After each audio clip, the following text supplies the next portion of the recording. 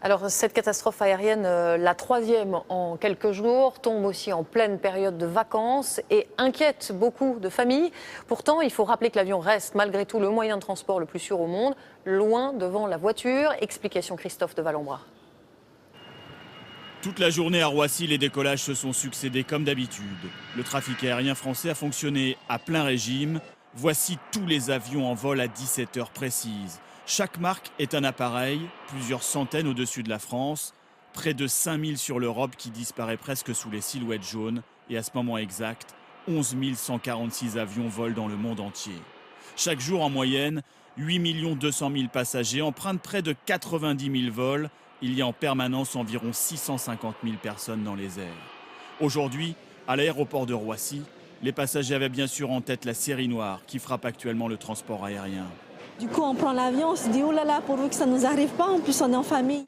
Mais pour autant ici, les récents crashs d'avions ne semblent pas avoir créé de psychose. On en parlait avec ma maman ce matin, il y a eu 3 problèmes avec 3 avions, on dit jamais 203, là c'est bon, il y a eu les 3.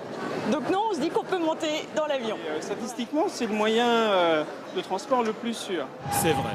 Alors que le nombre de passagers transportés ne cesse d'augmenter depuis l'après-guerre jusqu'à passer les 3 milliards l'an dernier, le nombre de morts diminue continuellement grâce aux progrès techniques, moins de 300 en 2013, un record.